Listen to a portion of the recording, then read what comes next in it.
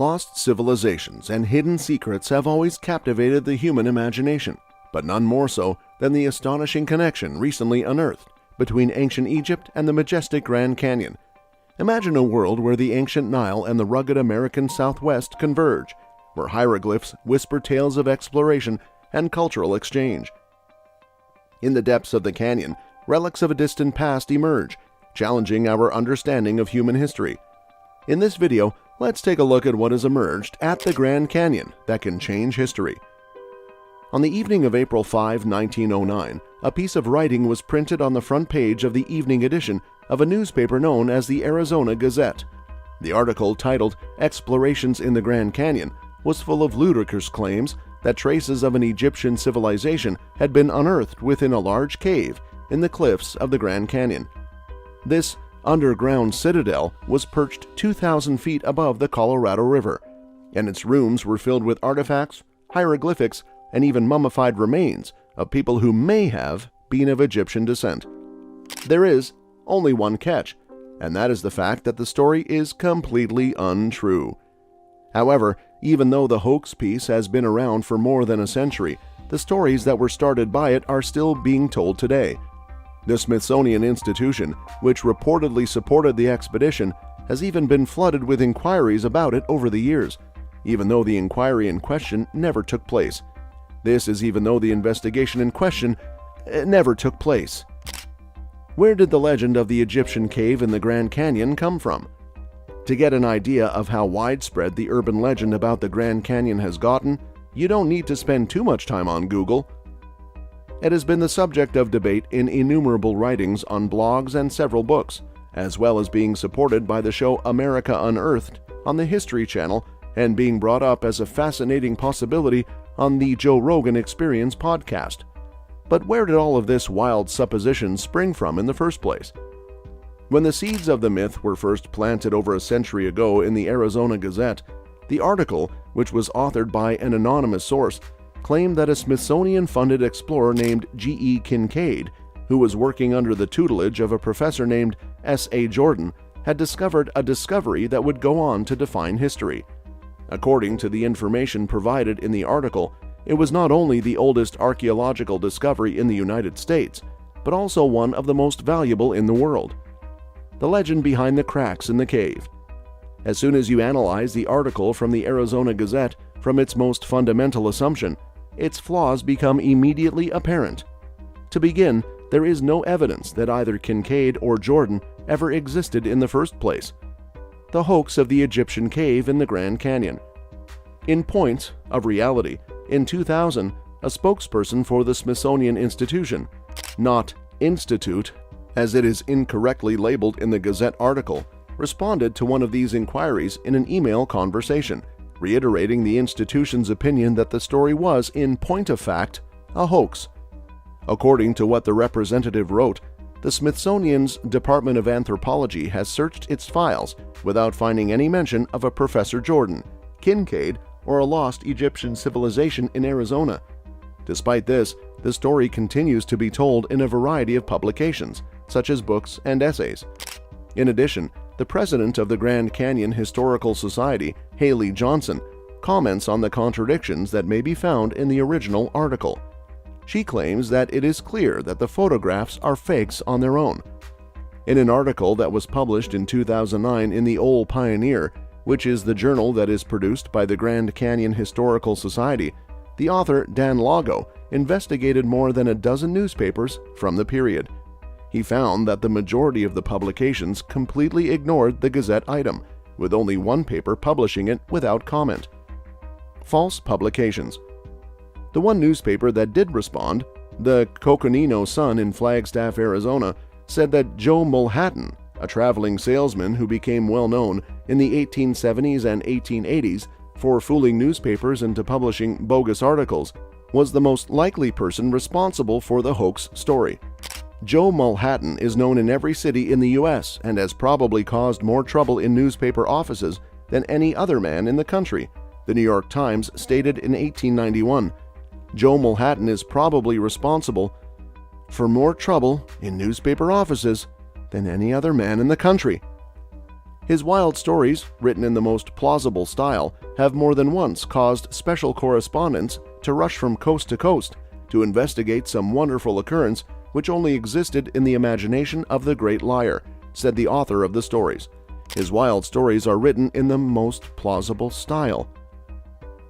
How has the joke been kept alive for such a prolonged period? Know of if Mulhattan was the brain behind the original article or not, in 1909, American newspaper readers and even editors wouldn't have batted an eye at the revelation that the Gazette published a bogus story. This would have been the case regardless of whether Mulhattan was the mastermind behind the original item. Journalism with a yellow tint. Yellow journalism was prevalent during the latter part of the 19th century and the early part of the 20th century. Yellow journalism is a contentious form of newspaper reporting that portrayed exaggerated and sensationalized events as objective reality, frequently as a ploy to garner readers and increase circulation. I and many others who live and work at Grand Canyon National Park tend to agree that someone needed something eye-catching to print. It most likely turned out to be rather successful for the Gazette. After the initial run of the story in the Gazette, it was immediately forgotten about and fell into obscurity. However, it was not until 1962 that it was brought back to life. That year, it was included in Arizona Cavalcade, which was a book that collected newspaper clippings from Arizona's early history. Pseudoscience. Then, in 1992, it was rescued from the historical dustbin once again, when it was included in the cities of North and Central America. In this book, the author and proponent of pseudoscience, David Hatcher Childress, personally explores the alleged occult origins of various archaeological sites in America, including the Grand Canyon Egyptian Cave. Cities of North and Central America was published in 1992. In addition to this, according to Childress, the fact that the Smithsonian wasn't able to corroborate the existence of either Jordan or Kincaid was evidence that the institution was involved in a conspiracy to cover up the truth. Kincaid and Jordan were both believed to have been murdered by the Smithsonian. From there, numerous additional hypotheses began to flourish and quickly spread over the internet. These theories included ones that elaborated on the Smithsonian cover-up aspect. Debunking the myth of the ancient Egyptian cave in the Grand Canyon. Even though the Egyptian cave story has garnered the interest of aficionados of the occult as well as online conspiracy theorists, it is not difficult to identify other inaccuracies and logical errors within the narrative. To begin, Johnson states that due to the isolated aspect of the Grand Canyon, it would have been extremely challenging to enter the area without the use of technical equipment or ladders, not to mention that it would have been impossible to haul all of those supposed artifacts into such a remote and inaccessible cave without a helicopter, she says. Due to the nature of the impassable cliffs, even a helicopter would not be able to access directly many of the Grand Canyon's caves. In addition to this, the myth itself adds to the erasure of the Native Americans, who were indigenous to North America and who had lived in the region for thousands of years. In this case, the 11 tribes who had historical connections to the resources and lands that can be found within Grand Canyon National Park. According to Johnson, if there was some massive influx of Egyptian rulers and laborers, wouldn't the indigenous tribes know? Wouldn't their oral histories, pictographs, and petroglyph panels that dot the landscape like freckles, the question asks, depict this sort of world-changing event? The relationship between the Grand Canyon and ancient Egypt. Yet there is one verifiable link between the Grand Canyon and the ancient Egyptians. The names of some of its geological landmarks, which were granted titles like Isis Temple, about the Egyptian goddess of healing and magic, or Horus Temple, named after the falcon-headed Egyptian sky god. This may come as a surprise to some people, but it is a fact. Other pantheons make an appearance among the Grand Canyon's monuments as well, such as Apollo Temple, which was named after the Roman god of light. There are even summits named for people from Arthurian legend, such as Guinevere Castle and Galahad Point. All of these pantheons may be found throughout the Grand Canyon. According to Johnson, the prominent geographical features of the canyon were given their names by the 19th century geologist Clarence Dutton, who in 1882 carried out a comprehensive geology survey of the surrounding area.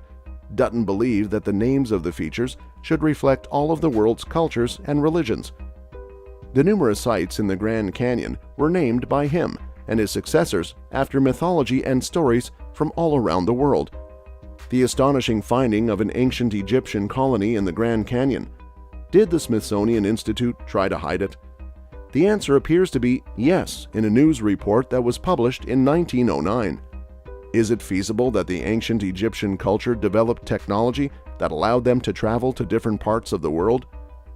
In recent years, new pieces of evidence have surfaced that lend credence to the theory that ancient civilizations such as the Chinese, the Olmec, and possibly the Egyptians were capable of making transoceanic voyages before written history implies they were.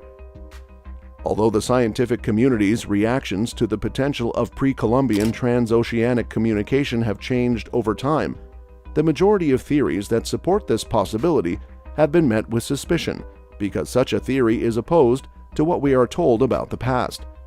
Many people believe that the concept that there is or was an old colony in North America that belonged to the ancient Egyptian civilization is something that only occurs in Hollywood movies. However, some researchers have found evidence to support this theory. However, according to the front page of the Arizona Gazette on April 5, 1909, a peculiar discovery was made in the marble region of the Grand Canyon that indicates an old Egyptian presence in North America thousands of years ago. This information was gleaned from the findings of an excavation that took place in the area. The find was supposedly made by two archaeologists supported by the Smithsonian named Professor S.A. Jordan and G.E. Kincaid. Many people believe that this discovery indicates that history is wrong. The discovery was reported in a newspaper. The account, which is cloaked in mystery, states that there have been discoveries that almost clearly establish that the race which inhabited this strange cavern, which was hewn in solid rock by human hands, was of Eastern origin, maybe from Egypt, and tracing back to Ramses. If their hypotheses are confirmed by the translation of the tablets carved with hieroglyphics, the enigma surrounding the prehistoric peoples of North America, their ancient arts, as well as who they were and where they came from, will be cleared up. Egypt and the Nile, as well as Arizona and Colorado, will be connected by a historical chain that stretches back to the ages and is longer than any fiction writer's greatest imaginings could ever be. According to the information provided in the article, the secret network of caves was situated in a region of the Grand Canyon that was incredibly isolated, perilous, and practically impossible to reach. According to reports, the supposed site can be found approximately 3 kilometers away from El Tovar Crystal Canyon. The entrance to the main cavern was reportedly situated approximately 1,500 feet below an abrupt cliff, as reported by the Arizona Gazette. Despite this, many people are under the impression that the whole thing is an elaborate hoax and that the finding was never made. In addition, the Smithsonian Institution rejects the notion that there is any proof of objects having been gathered. A spokesman for the Smithsonian Institute is quoted in the book Suppressed Inventions by Jonathan Eisen, denying that any ancient Egyptian antiquities were discovered in the Grand Canyon. The book was written by Jonathan Eisen. Before we go any further, let me start by telling you that neither North America nor South America has ever been the location of the discovery of any Egyptian antiquities, regardless of the type. Because of this, we are able to confirm to you that the Smithsonian Institution has never participated in any excavations of this kind. Do we have another scam on our hands? Can we draw the conclusion that the whole thing was merely an elaborate hoax perpetrated by the newspaper, as many people seem to suggest? Or is it feasible that the mind-boggling discovery was concealed by the Smithsonian Institution, which has been criticized in the past for concealing discoveries that have the potential to change the course of history? While perusing the book, Suppressed Inventions, we came across some fascinating information that adds a whole new dimension to the tale of an ancient Egyptian colony in North America. Carl Hart, editor of World Explorer and a historian and linguist, purchased a hiker's map of the Grand Canyon from a bookstore in Chicago. When we carefully examined the map, We were astounded to see that a significant portion of the land on the north side of the canyon was given Egyptian titles. In the region of 94 Mile Creek and Trinity Creek, for instance, there were regions with names like Tower of Set and Tower of Ra, as well as Horus Temple, Osiris Temple, and Isis Temple. Temples with names like the Cheops Pyramid, the Buddha Cloister and the Buddha Temple, the Manu Temple, and the Shiva Temple can be found in the region of Haunted Canyon. Is this nothing more than a petty, meaningless coincidence? Or is there more going on here than meets the eye with this story? It's interesting to note that the section of the canyon with the Egyptian names is a restricted part of the park. It's a no-go area, so don't go there. No one is authorized to enter it or investigate the area further. Why is this such a pressing issue? Why is it not allowed to be done? Is it possible that the rumored ancient Egyptian artifacts and secret vaults actually exist? And that is where they may be found? Even in modern times, hikers, explorers, and even park employees are not permitted to enter the mystery section of the canyon since it is a prohibited zone. The tale of the enigmatic, hidden ancient Egyptian town in the Grand Canyon is shrouded in secrecy and abounds in intrigue. What if Professor Kincaid and his colleague, Professor Jordan, did actually exist and work for the Smithsonian Institute but under a different name?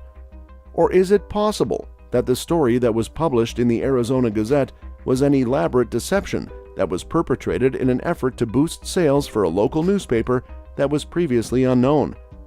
After all, no other publication outside the Arizona Gazette has mentioned the supposed discovery. If it were true that something of this magnitude had occurred, wouldn't other newspapers have been in a hurry to publicize the wonderful story? Many people believe that the mysterious glyphs known as the Gosford glyphs are just one of the many parts which hint towards ancient Egyptian large-scale maritime journeys. While conventional scholars consider the Gosford glyphs to be a hoax, many people feel that the Gosford glyphs are just one of the many elements which point toward ancient Egyptian large-scale oceanic voyages. But in addition to what has been mentioned above, there are quite a few signs that imply ancient Egyptians sailed around the world and were capable of doing extensive marine journeys thousands of years ago. The mummified remains of Lady Hennet Tawi are additional intriguing information that speaks towards ancient Egyptians migrating to the Americas or vice versa. Svetla Balabanova, a scientist from Germany, conducted an analysis of the mummies and discovered that they had evidence of cocaine and nicotine, which was something that had never been detected before. However, why do you consider this to be a groundbreaking discovery? Tobacco and cocaine were not discovered in the Americas until a very remote time in their history. The fact that these plants were not exported until the 19th century is one piece of evidence that implies ancient Egyptians may have made their way to the Americas some 3,000 years earlier than previously thought. Fossils to be found in the Grand Canyon.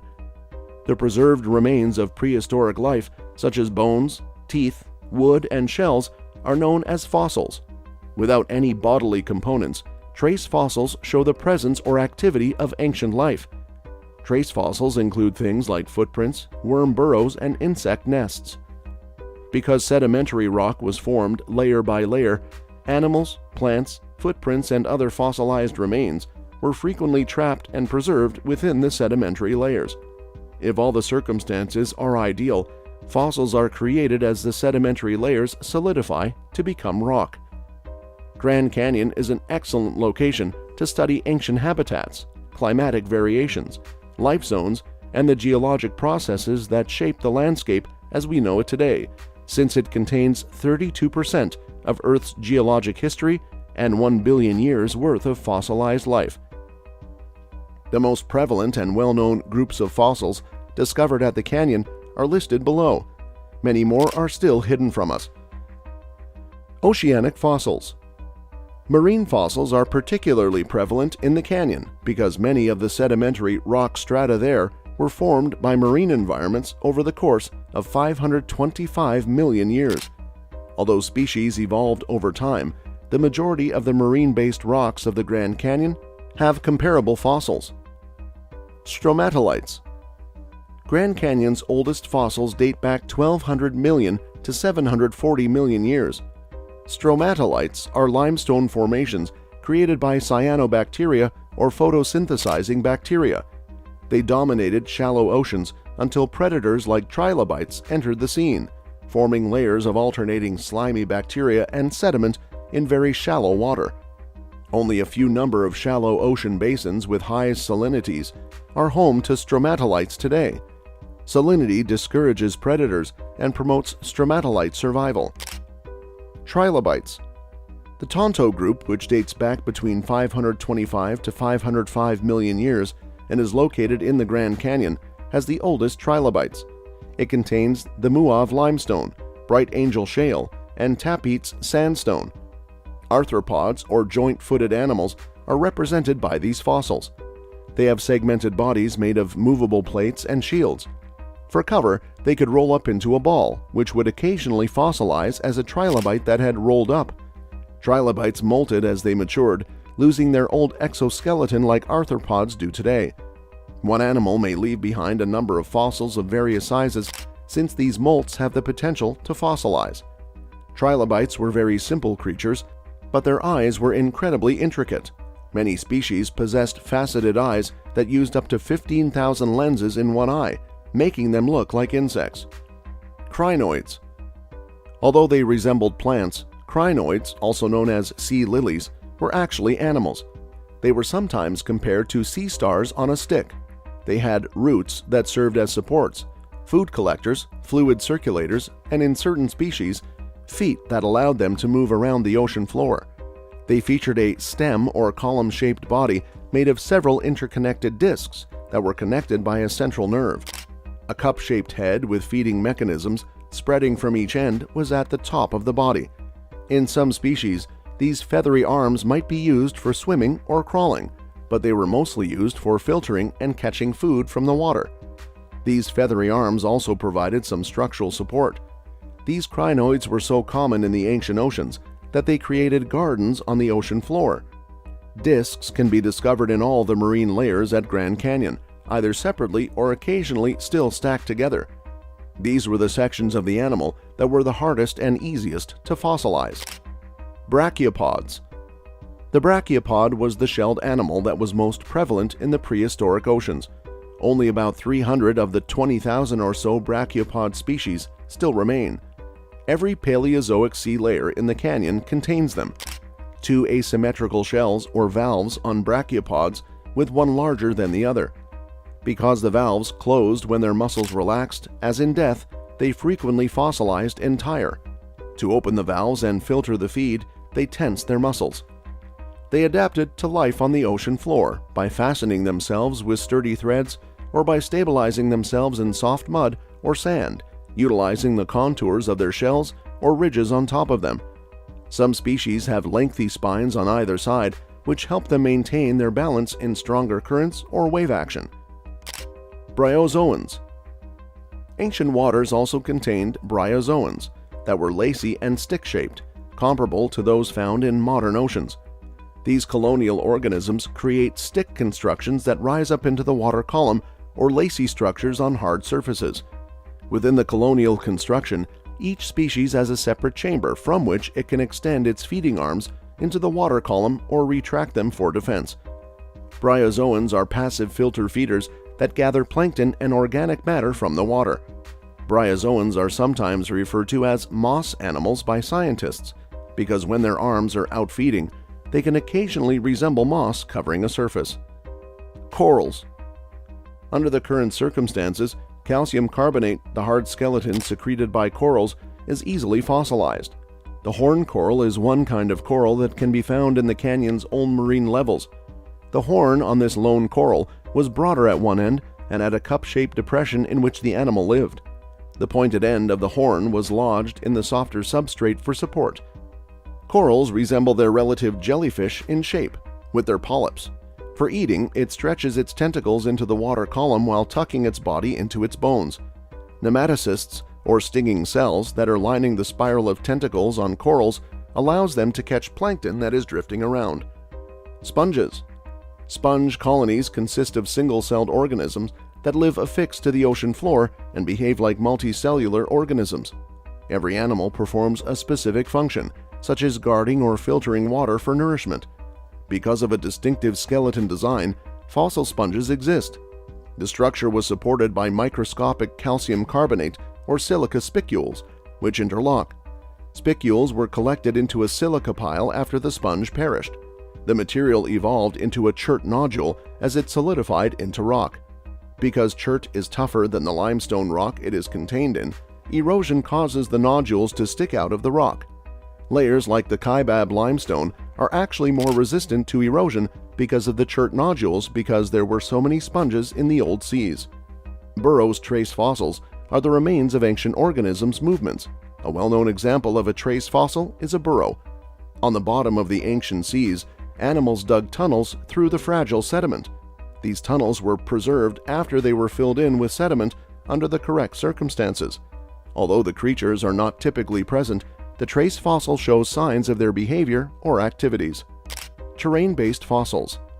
The Hermit Shale, Supai Group, Coconino Sandstone, and Surprise Canyon Formation are among the rock layers in the canyon that have terrestrial origins. Around 280 million years ago, a meandering network of rivers and streams in the semi-arid climate lay the mudstones and siltstones of the Hermit Shale and Supai Group down. Around 275 million years ago, wind swept across huge coastal sand dunes, depositing the sand grains that made up the Coconino Sandstone. These layers each include distinctive environmental elements and trace fossils that have been preserved in the rock.